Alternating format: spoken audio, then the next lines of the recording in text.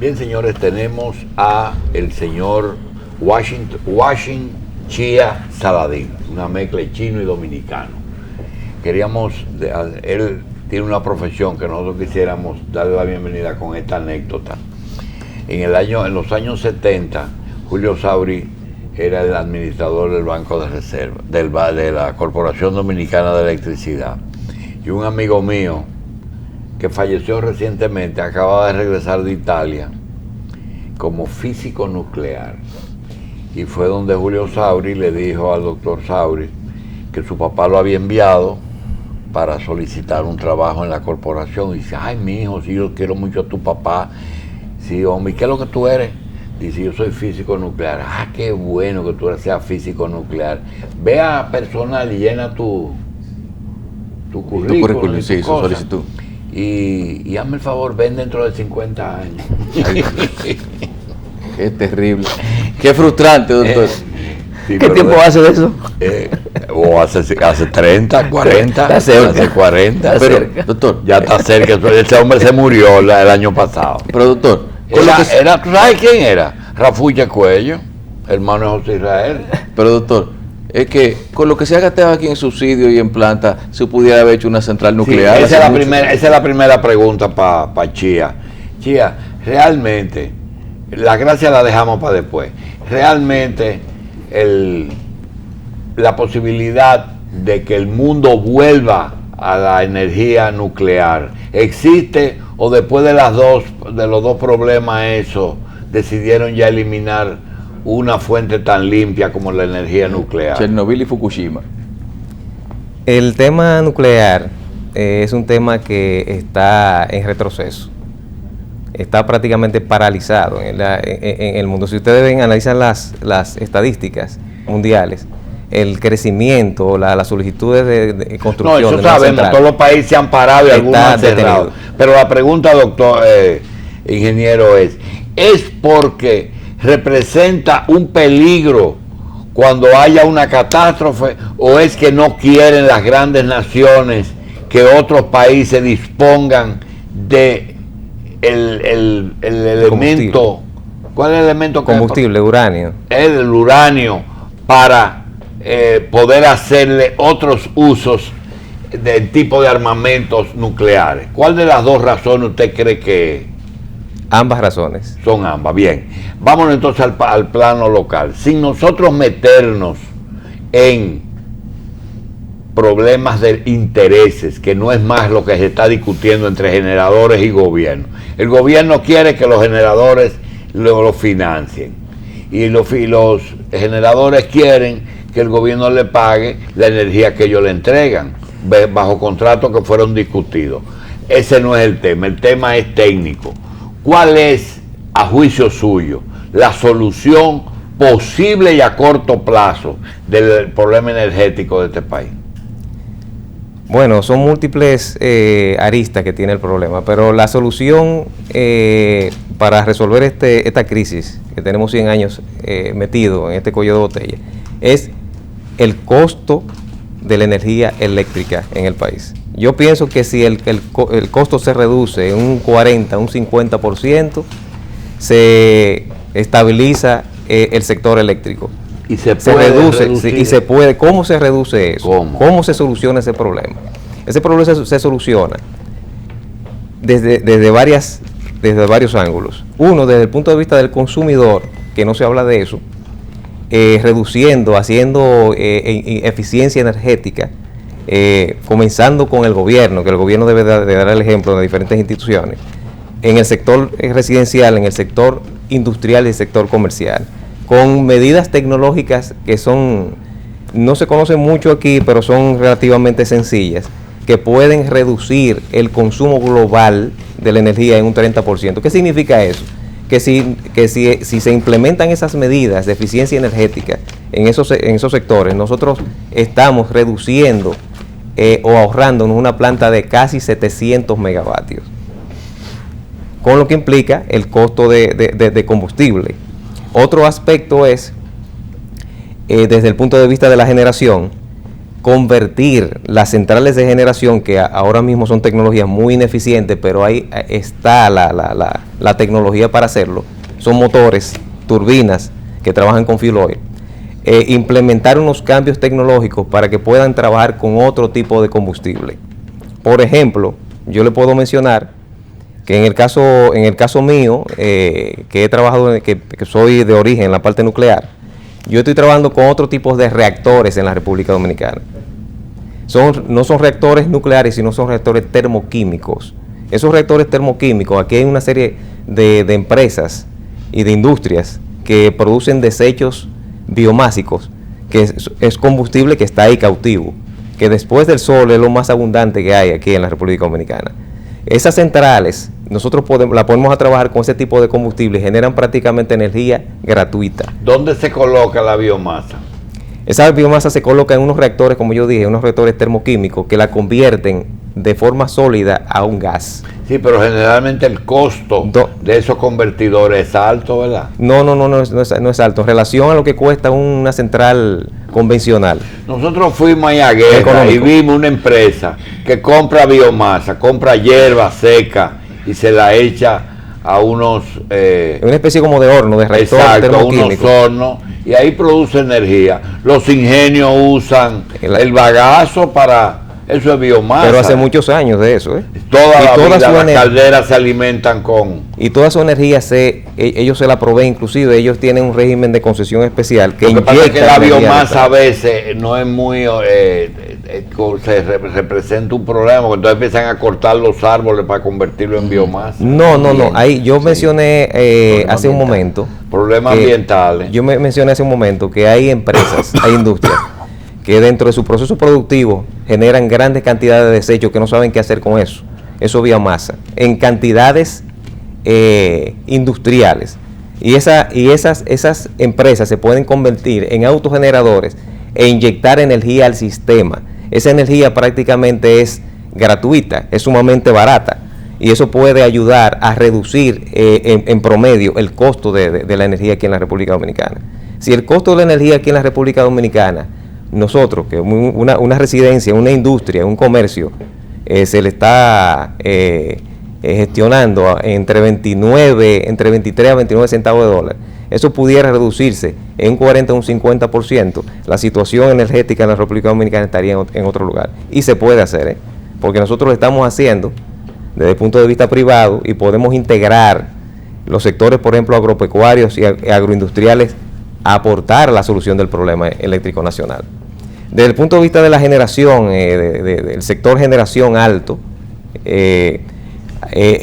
todos esos generadores son sumamente ineficientes. O sea, cuando están, por ejemplo, quemando fuel oil, solamente se aprovecha, digamos que un 35, un 32% de ese combustible que se está quemando. La otra parte se bota por las chimeneas o las tuberías de escape de esas centrales.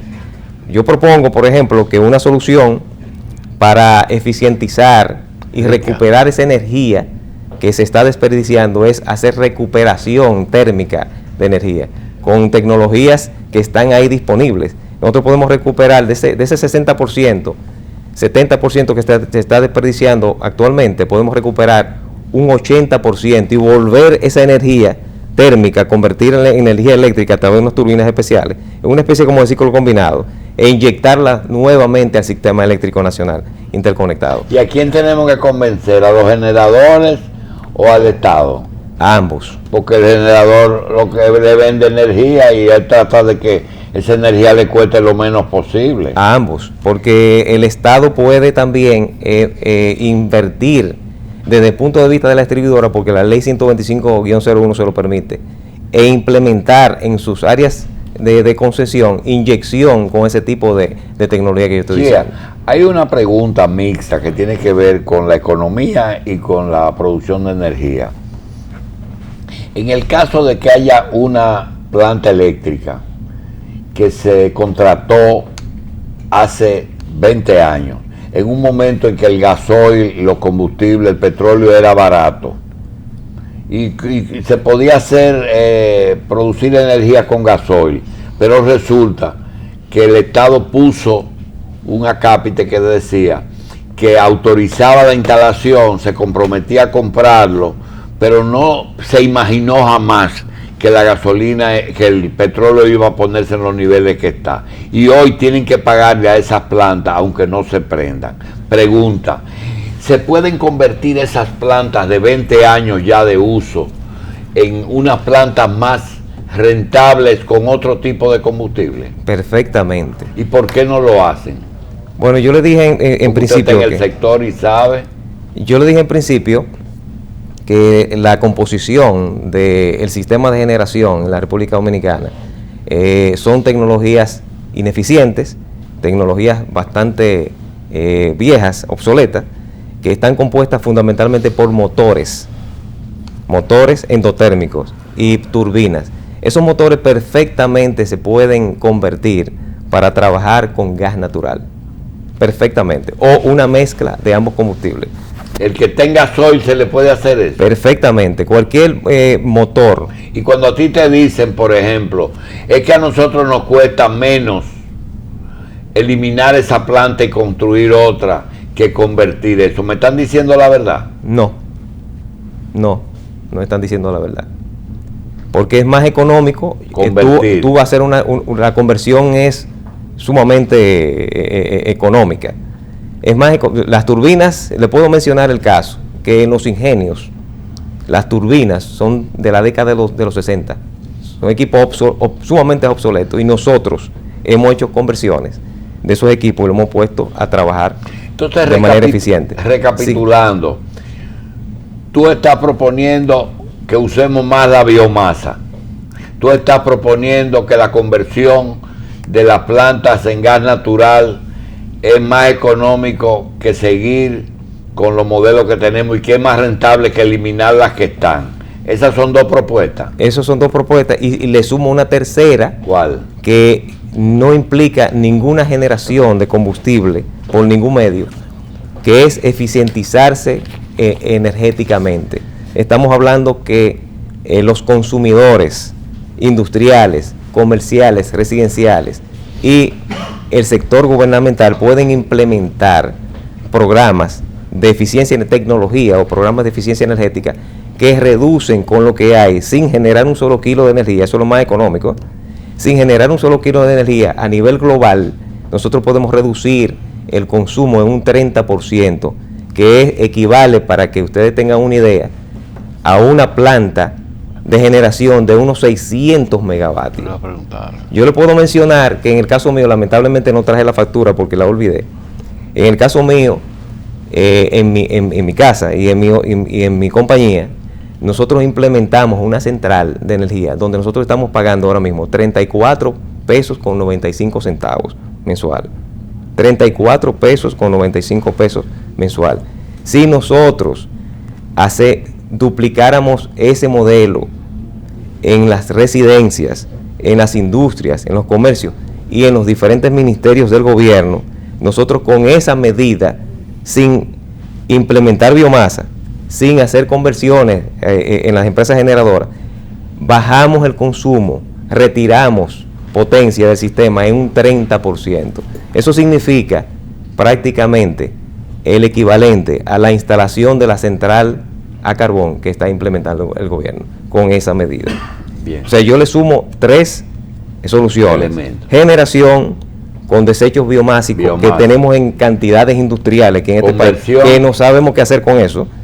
Conversión de las centrales de generación que trabajan con fuel oil y a motores y turbinas, que para que trabajen con gas natural, y la parte de eficiencia y ahorro energético a nivel general. A propósito de esas propuestas que hacen como parte de una estrategia para solucionar el problema eléctrico, se está discutiendo precisamente el pacto eléctrico. ¿Hay algún sector de los diferentes que están participando en este ciclo de discusiones que esté presentando esas propuestas?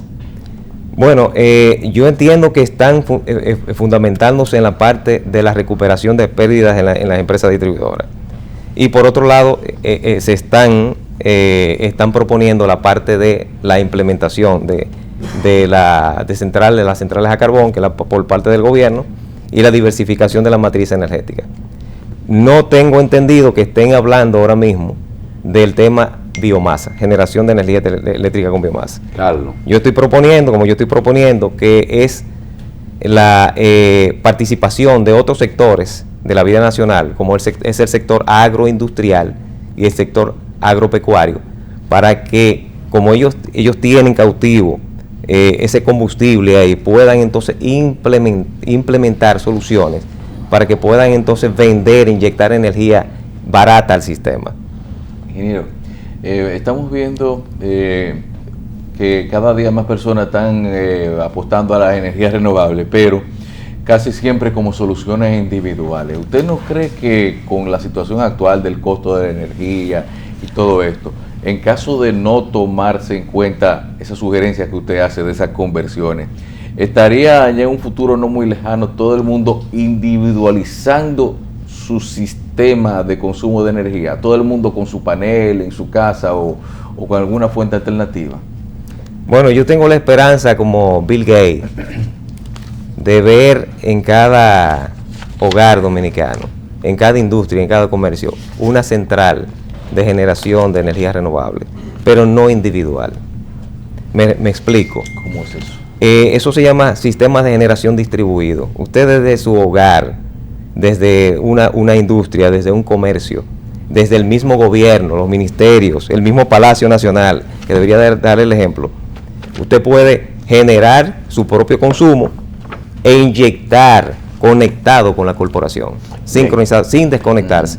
Y usted puede entonces contribuir con el problema energético nacional. Hay una tendencia y es a usar la energía no convencional, sol, viento,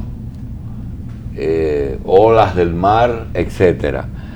Ingeniero, el Banco Popular, que tiene un horario de trabajo que coincide con las horas de sol, es decir, trabajan de 8 a 6 de la tarde, tienen en sus techos, todas las sucursales, paneles solares que le suplen energía al lugar.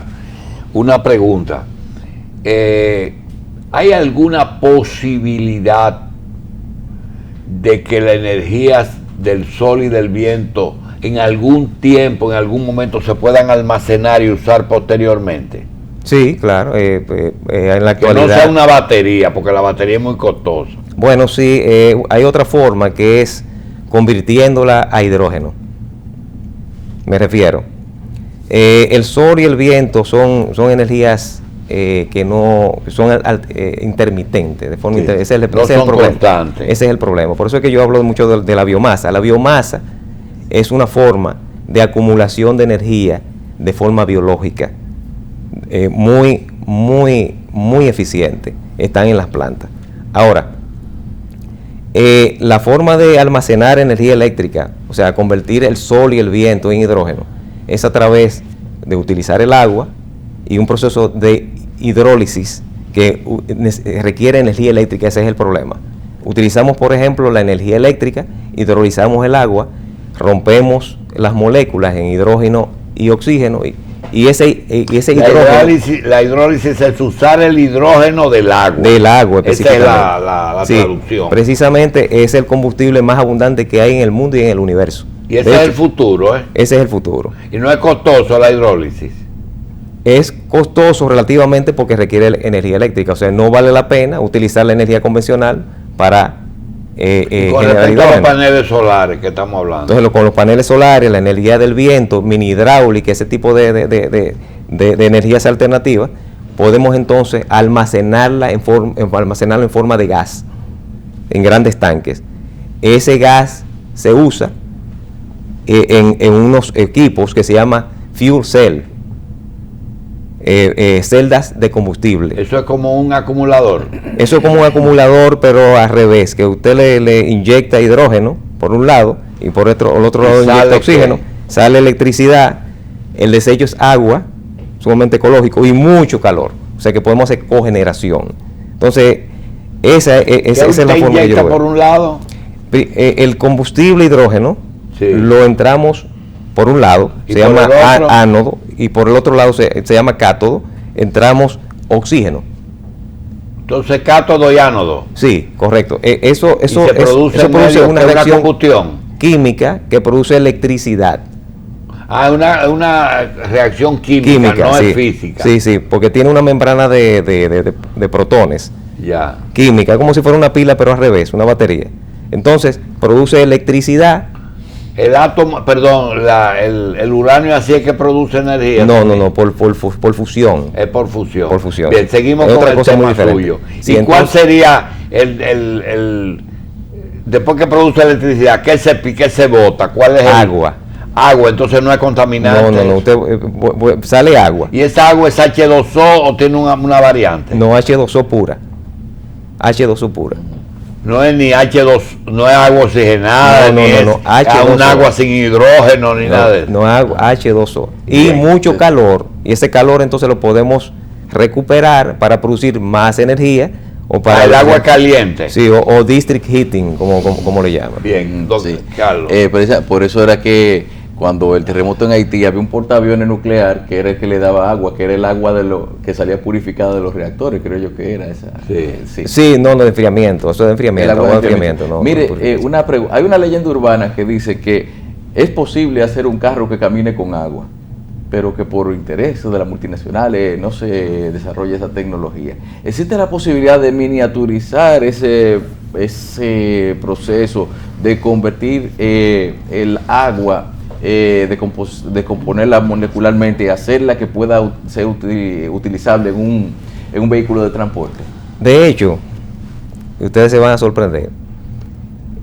Cuando nosotros cogemos, por ejemplo, desechos biomásicos, cáscara de arroz, wood chip, madera, desechos agroforestales, y lo pasamos por un proceso termoquímico, ¿ustedes saben lo que se genera? Lo que se produce, hidrógeno y metano, con esas plantas que ustedes ven ahí.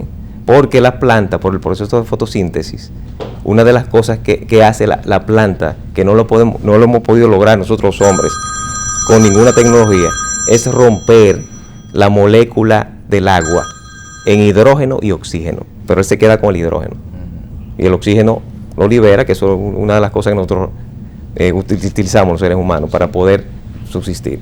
Entonces, ese hidrógeno usted lo lleva a un motor endotérmico y lo quema, porque el hidrógeno es combustible. El Sol, de hecho, es un gran reactor de fisión de hidrógeno.